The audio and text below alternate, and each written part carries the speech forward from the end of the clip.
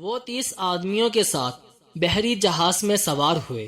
مہینہ بھر ان سے سمندر کی لہریں کھیلتی رہی۔ پھر وہ سمندر میں ایک جزیرہ کی طرف جہاں سورج غروب ہوتا ہے جا لگے۔ پھر وہ لوگ ایک چھوٹی سی کشتی میں بیٹھ گئے اور جزیرے میں داخل ہو گئے۔ وہاں انہوں نے ایک بالوں سے بڑا ہوا جانور دیکھا۔ بالوں کی وجہ سے اس کی پہچان معلوم نہیں ہو رہی تھی۔ ان لوگوں نے پوچھا کہ تم کون ہو؟ اس جانور نے بول کر کہا کہ میں جاسوس ہوں۔ پھر جانور نے کہا کہ اندر چلے جاؤ، اندر ایک شخص اپنی عبادت گاہ میں تمہارا انتظار کر رہا ہے۔ وہ سب مسافر ڈر گئے کہ کہیں اندر کوئی شیطان نہ ہو، اور ڈرے سہمے دیرے سے اندر داخل ہو گئے۔ اندر جب دیکھا تو وہاں ایک بڑے قد کا آدمی تھا، اور اتنا بڑا اور قد آور تھا، اور اس قدر اس شخص کو سختی سے زنجیروں میں جکڑ رکھا تھا کہ کبھی ایسا نہ دیکھا تھا۔ اور اس کے دونوں ہاتھ اس کی گردن کی طرف، اس کے دونوں زانوں اور دونوں ٹخنوں کے درمیان اس کو لوہے سے جکڑا ہوا تھا۔ مسافر کہنے لگے، ہم نے اس سے پوچھا کہ تم کون ہو؟ تو اس جکڑے ہوئے آدمی نے کہا کہ تم کو پتہ چل جائے گا، ابھی پہلے تم بتاؤ کہ تم کون ہو۔ پھر ان مسافروں نے جواب دیا کہ ہم عرب کے لوگ ہیں۔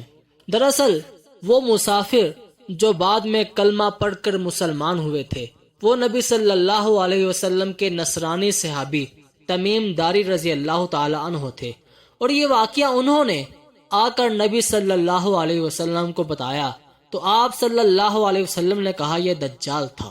خیر، ان مسافروں نے اپنے سفر کی ساری داستان سنا ڈالی۔ تو پھر دجال ان سے سوال پوچھنے لگا، اور وہ مسافر دجال سے سوال پوچھنے لگے۔ دجال نے کہا کہ تم مجھے نخلستان کے متعلق خبر دو۔ مسافروں نے پوچھا کہ اس کے متعلق تم کو کیا پوچھنا ہے؟ دجال نے کہا، کیا وہ نخلستان پھل دیتا ہے؟ انہوں نے کہا ہاں۔ پھر دجال نے کہا ان قریب وہ پھل نہیں دے گا۔ دجال نے پوچھا کہ مجھے طبرستان کے دریا کے متعلق بتاؤ کہ اس میں پانی موجود ہے۔ انہوں نے کہا کہ اس میں بہت سارا پانی موجود ہے۔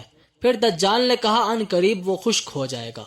پھر دجال نے کہا کہ مجھے زغر کے چشمے کے متعلق خبر دو۔